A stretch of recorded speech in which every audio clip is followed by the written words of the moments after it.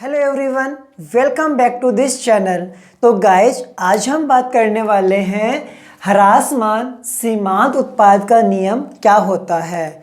तो ह्रासमान सीमांत उत्पाद के नियम को जानने से पहले हम ये जानेंगे कि सीमांत उत्पादन क्या होता है, क्योंकि यदि हमें सीमांत उत्पादन की परिभाषा या सीमांत उत्पादन क्या होता है इसको अच्छे से समझ लेते हैं तो हमें इसे समझने में बहुत ज़्यादा आसानी रहेगी। तो देखो, एक फर्म है जब किसी प्रकार का उत्पादन करती है तो उसे बहुत सारे संसाधन की आवश्यकता होती है, जैसे भूमि है, भवन है, श्रमिक है, पूंजी है। तो जितने भी संसाधन हैं इसको हम दो प्रकार के भागों में बांटते हैं। फर्स्ट नंबर आता है स्थिर संसाधन, सेकंड नंबर आता है हमारा परिवर्तनशील संसाधन, जिसे हम परिवर्तित संसाधन भी कहते हैं। अब स्थिर संसाधन के अंदर भूमि है, भवन है, मशीनरी है, ये संसाधन आ जाते हैं। जबकि परिवर्तनशील संसाधन के अंदर जैसे कि श्रम है या श्रम से संबंधित घंटे हो जाते हैं, जिनको हम कम समय में भी बदल सकते हैं, कमी या वृद्धि कर सकते हैं, वे परिवर्तनशील संसाधन में आते हैं। जबकि स्थिर संसाधन में वो संसाधन आते हैं जिनको हम कम समय में बदल नहीं सकते हैं। अब हम सीमांत उत्पादन को समझने के लिए एक छोटा सा एग्जाम्पल लेते हैं, उसके थ्रू हम अच्छे से समझ जाएंगे कि सीमांत उत्पादन क्या होता है। मान लेते हैं कि एक व्यक्ति के पास भूमि दे रखी है जिसमें उत्पादन का कार्य करता है। भूमि मानते हैं कि 10 हेक्टेयर में दे रखी है, जो हमारा क्या माना जाएगा, ये स्थिर संसाधन कहलाएगा। एक व्यक्ति के पास भूमि है 10 हेक्टेयर में और उसने इस भूमि के अंदर खाद का प्रयोग करता है, खाद 10 केजी का यूज करता है। यह हमारा क्या माना जाएगा, परिवर्तनशील संसाधन माना जाएगा। देखो, भूमि 10 हेक्टेयर में दे रखी है, जो हमारा स्थिर संसाधन है, जो हमने खाद इसमें यूज किया है 10 केजी, वो हमारा परिवर्तनशील संसाधन माना गया है। इसके द्वारा 100 केजी उत्पादन हुआ है। मान लेते हैं कितना केजी उत्पादन हुआ है, 100 केजी। अब देखो कि हमने भूमि का आकार 10 हेक्टेयर ही रखा है और हमने 10 केजी खाद के स्थान पर हमने 11 केजी खाद का यूज किया है और उसकी वजह से उत्पादन हमारा 110 केजी हो जाता है। स्थिर संसाधन भूमि को हमने उतना रखा है, परिवर्तनशील संसाधन है 10 केजी के स्थान पर हमने 11 केजी का यूज कर लिया है, उत्पादन 100 केजी से 110 केजी हो गया है। इसका जो अंतर है 10 केजी हमारा क्या हो गया है, बढ़ गया है। जो 10 केजी का अंतर परिवर्तन या जो बदलाव आया है वही हमारी क्या माना जाएगा, सीमांत उत्पादन माना जाता है। यानी किसी एक संसाधन में वृद्धि करने पर जो कुल उत्पादन में जो बदलाव आता है वही हमारा सीमांत उत्पादन कहलाता है।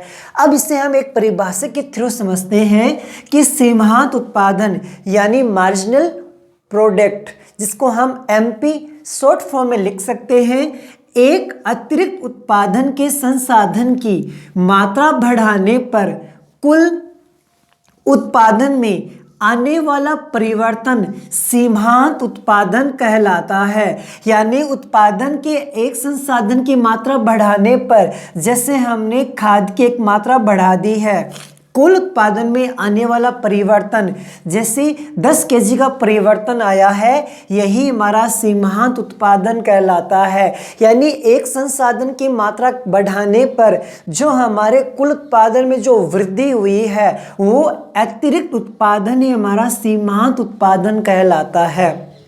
आई होप आपको अच्छे से समझ में आ गया होगा कि सीमांत उत्पादन क्या होता है। अब सीमांत उत्पादन के द्वारा ही हम ह्रासमान सीमांत उत्पादन के नियम को अच्छे से समझेंगे। देखो, इस नियम के अनुसार यदि उत्पादन के अन्य संसाधनों को स्थिर रखा जाए, अन्य संसाधन मैंने अभी कहा था ना कि भूमि है, भवन है, श्रम है, पूंजी है, ये हमारे उत्पादन के संसाधन होते हैं। और सभी संसाधनों को हम क्या रखेंगे, स्थिर रखेंगे।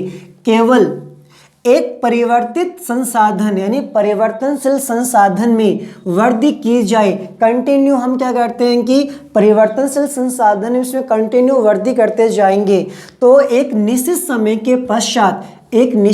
के पश्चात प्राप्त होने वाला अतिरिक्त उत्पादन में कमी आने लग जाएगी। जैसे यदि हम भूमि को स्थिर रखेंगे और कंटिन्यू खाद में वृद्धि करते जाएंगे, तो स्टार्ट में क्या होता है कि उत्पादन में क्या हो रहा है, परिवर्तन। कौन सा, जो हमारा इसका जो अंतर है सीमांत उत्पादन है, स्टार्ट में वृद्धि होती जाएगी, लेकिन एक समय के पश्चात जो हमारा अतिरिक्त उत्पादन है, जो हमारा सीमांत उत्पादन है, इसमें भी कमी आने लग जाएगी। यदि हम भूमि को स्थिर रखेंगे और परिवर्तनशील संसाधन खाद में कंटिन्यू वृद्धि करते जाएंगे, तो एक समय ऐसा आएगा कि जो हमारा सीमांत उत्पादन है वो घटने लगता है। इसको हम एक तालिका के द्वारा और एक डायग्राम के द्वारा अच्छे से समझेंगे। चलो एक तालिका बनाते हैं, उसके अकॉर्डिंग हम इसे अच्छे से समझते हैं। तो देखो, हमने यहाँ पे फर्स्ट कॉलम में भूमि को लिखा है, जो भूमि हमारे लिए क्या मानी जाएगी, स्थिर संसाधन है। भूमि को हमने हेक्टर में दर्शाया है, जो मान के चलते कितनी हेक्टर है, 10 हेक्टर भूमि दे रखी है। हमने फिर परिवर्तनशील संसाधन के रूप में हमने श्रम को लिया है, श्रम यानी श्रमिक को लिया है, जिसको हमने घंटों में हमने शो कर रखा है। और हमने फिर एक कॉलम बनाया है उत्पादन का। यदि उत्पादन वाला कॉलम समझ में आ गया है तो कुल उत्पादन, सीमांत उत्पादन हम अच्छे से समझ सकते हैं। तो देखो, यदि हमारे पास भूमि का आकार 10 हेक्टर दे रखा है और हम उसमें 1 घंटे भी काम नहीं करते हैं, बिल्कुल काम नहीं करते हैं, उत्पादन हमारा क्या होगा, 0 उत्पादन होगा। भूमि का कार्य स्थिर रहता है। यदि हम परिवर्तनशील संसाधन श्रम यानी 1 घंटा काम करने लग जाते हैं, तो हमारा उत्पादन कितना होता है, 2 टन होने लग जाता है, मान के चलते हैं। यदि श्रम को और ज़्यादा बढ़ा देते हैं, उत्पादन कितना हो जाएगा, 4 टन हो जाएगा। यदि हम श्रम की इकाई को और ज़्यादा बढ़ाएंगे तो उत्पादन कितना होने लग जाएगा, 6 केजी होने लग जाएगा, मतलब 6 टन होने लग जाएगा। स्टार्ट के अंदर यदि हम भूमि को स्थिर रखते हैं, श्रम को कंटिन्यू बढ़ाते हैं, प्रति इकाई की बात कर रहा हूँ, तो हमारा उत्पादन कंटिन्यू क्या होता है, बढ़ता जाता है। अभी मैंने कुल उत्पादन को नहीं लिया है, ओनली फॉर उत्पादन की इकाई को लिया है। अब देखो, यदि हम फिर भी श्रम की मात्रा को बढ़ाएंगे, उत्पादन में क्या होने लग जाएगी, कमी होने लग जाएगी। यदि हम वापिस श्रम को बढ़ाएंगे, उत्पादन में और कमी आ जाएगी, और श्रम को बढ़ाएंगे, हमारा उत्पादन क्या होने लग जाएगा, 0। कुल उत्पादन की बात नहीं कर रहा हूं मैं, प्रति इकाई उत्पादन की बात कर रहा हूं। यदि हम फिर भी श्रम की मात्रा को बढ़ाएंगे तो हमारी जो उत्पादन है वो नेगेटिव आने लग जाएगा, कमी आने लग जाएगी। ऐसा क्यों होता है वो मैं बाद में बताऊंगा। अब हम बात करते हैं कुल उत्पादन कैसे निकालते हैं। तो यदि हमारे पास श्रम की मात्रा 0 है, भूमि 10 हेक्टर में दे रखी है, तो हम यदि कुछ भी काम नहीं करेंगे तो कुल उत्पादन कितना आएगा, 0 आएगा। यदि हम 1 घंटा काम करेंगे, कुल उत्पादन कितना आएगा, 2 टन आता है। यदि हम 2 घंटे काम करते हैं तो 1 घंटे काम करने पर 2 टन उत्पादन हो रहा था, दूसरी घंटा काम करने पर 4 टन उत्पादन हो रहा है, तो टोटल कितना टन हो जाएगा हमारे पास, 6 टन हो जाएगा। 2 और 4 कितने हो जाए, 6 टन हो जाएंगे। अब उसके बाद देखो, यदि हम तीसरा घंटा काम करेंगे तो 2 टन तक, मतलब कि 2 घंटे काम करेंगे, टोटल 6 केजी उत्पादन हो रहा है। यदि हम तीसरे उत्पादन करें तो कितना केजी उत्पादन हो रहा है, 6। तो 6 कितने हो जाएंगे हमारे पास से, 12 टन उत्पादन होने लग जाएगा। चौथे घंटे काम करने पर 4 टन उत्पादन होते हैं, तो 3 घंटे तक तो 12 टन उत्पादन हो ही रहा है। चौथे घंटे उत्पादन कितना हो रहा है, 4 टन, तो हमारे पास टोटल कितना हो जाएगा, 16 टन उत्पादन हो जाएगा। 5वें घंटे उत्पादन करने पर 2 टन उत्पादन होता है, तो टोटल 5 घंटे उत्पादन करने पर 4 टन पर 4 घंटे में 16 टन हो रहा है।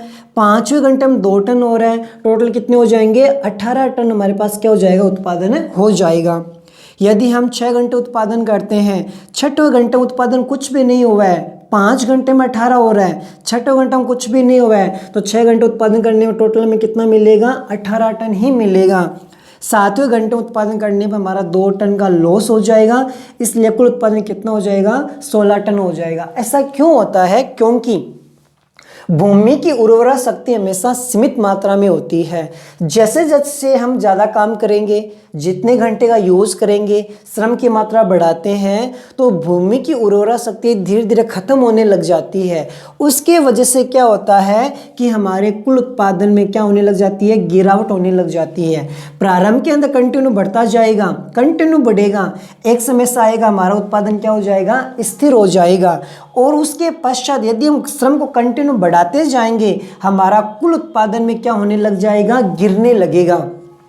तो जैसे भूमि के आकार को स्थिर रखते हैं, श्रम की मात्रा कंटिन्यू बढ़ाते जाते हैं, तो कुल उत्पादन एक समय तक तो बढ़ता है, फिर घटती दर से बढ़ता है, एक समय ऐसा आता है जहाँ पर स्थिर होकर वो क्या होने लग जाएगा, गिरने लग जाएगा। तो अब हम बात करते हैं सीमांत उत्पादन। सीमांत उत्पादन की अभी हमने परिभाषा पढ़ी है। भूमि को स्थिर रखेंगे, श्रम की मात्रा में परिवर्तनशील संसाधन की मात्रा कंटिन्यू बढ़ाते जाएंगे, तो कुल उत्पादन में आने वाला परिवर्तन हमारा क्या कहलाता है, सीमांत उत्पादन कहलाता है। तो देखो, जब हम उत्पादन की मात्रा यानी श्रम की मात्रा 0 से 1 बढ़ा देते हैं, कुल उत्पादन कितना बढ़ गया, 2 टन बढ़ गया है। 1 से 2 करने पर कुल उत्पादन में डिफरेंस कितने आ गया है, 4 टन का आ गया है। 2 से 3 करने पर कुल उत्पादन में डिफरेंस कितने का है, 6 kg का आया, मतलब 6 टन का आया है। उत्पादन की मात्रा यानी श्रम की और ज़्यादा बढ़ाएंगे संसाधन को। अब देखो हमारे पास यहाँ से कंटिन्यू क्या हो रहा था, सीमांत उत्पादन कंटिन्यू बढ़ते घटते से प्राप्त हो रहा था, लेकिन एक समय अब ऐसा आ गया है, यदि श्रम को और ज़्यादा बढ़ाएंगे, भूमि को स्थिर रखते हैं, तो हमारा सीमांत उत्पादन क्या होने लग गया, गिरने लग गया है। यदि आप श्रम को और ज़्यादा बढ़ाएंगे, सीमांत उत्पादन और ज़्यादा गिर गया है। वापस श्रम को और बढ़ाएंगे, सीमांत उत्पादन 0 हो गया है। यदि हम श्रम को और ज़्यादा बढ़ाते हैं कंटिन्यू, तो हमारा सीमांत उत्पादन कहाँ चला जाता है, ऋणात्मक चला जाता है। यही हमारा ह्रासमान सीमांत उत्पादन का नियम कहता है कि यदि कुछ संसाधनों को स्थिर रखा जाए और एक परिवर्तनशील संसाधन को कंटिन्यू बढ़ाया जाए, तो सीमांत उत्पादन प्रारंभ में बढ़ता है, फिर घटने लगता है, और एक समय ऐसा आता है कि जो हमारा सीमांत उत्पादन है वो शून्य होकर कहाँ चला जाता है, ऋणात्मक चला जाता है। तो यह हमारा ह्रासमान सीमांत उत्पादन का नियम हो गया, यह हमारी तालिका हो गई। इसको और अच्छे से समझने के लिए मैंने यहाँ पर डायग्राम शो कर रखा है। तो ये तो हमारा दे रखा है कुल उत्पादन का, ये हमारा दे रखा है सीमांत उत्पादन का। नीचे ऑक्स पर हमने निर्गत यानी उत्पादन की मात्रा का शो किया है, हमने यहाँ पर सीमांत उत्पादन और कुल उत्पादन को शो किया है। सॉरी, यहाँ पर हमें दे रखा है श्रम की मात्रा, यहाँ दे रखी है हमारी श्रम की मात्रा दे रखी है। यदि श्रम की मात्रा कंटिन्यू बढ़ाते जाएंगे, कुल उत्पादन कंटिन्यू क्या होता है, बढ़ता है। उसके बाद यदि हम श्रम की मात्रा और बढ़ाएंगे, कुल उत्पादन घटती दर से बढ़ता है, और एक समय ऐसा आता है जहाँ कुल उत्पादन क्या होने लग जाता है, स्थिर, जो हमने यहाँ पे 18 शो कर रखा है। इसके बाद भी यदि श्रम को बढ़ाया हमने, कुल उत्पादन में कमी आ गई, तो हमारा कुल उत्पादन क्या होने लग जाता है, गिरने लग जाता है। यही स्थिति हमारे सीमांत उत्पादन में। प्रारंभ में क्या होता है, बढ़ता है,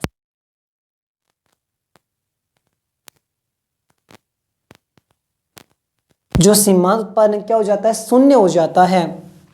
यदि श्रम की मात्रा कंटिन्यू और ज़्यादा बढ़ाई जाए, श्रम की मात्रा कंटिन्यू और ज़्यादा बढ़ाया जाए, कुल उत्पादन गिरने लगेगा, तो सीमांत उत्पादन कहाँ चला गया, हमारा माइनस में, ऋणात्मक चला जाता है।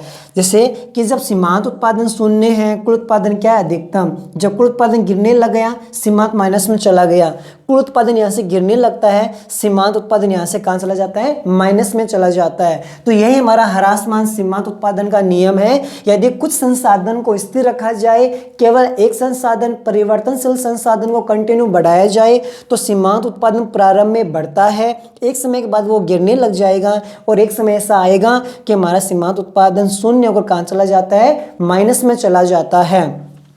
ये जो तालिका है, ये जो डायग्राम मैंने इसलिए बनाया है ताकि ह्रासमान सीमांत उत्पादन के नियम को हम अच्छे से समझ सके, क्योंकि सीमांत उत्पादन जो तालिका है कुल उत्पादन से ही बनता है, और कुल उत्पादन की तालिका और मैंने डायग्राम यहाँ पे शो कर रखा है। आई होप आपको अच्छे से समझ में आ गया होगा कि ह्रासमान सीमांत उत्पादन का नियम क्या होता है। तो अगर वीडियो पसंद आई तो प्लीज़ वीडियो को लाइक करना है, चैनल को सब्सक्राइब करना है। मिलते अगली वीडियो के अंदर। Thank you so much.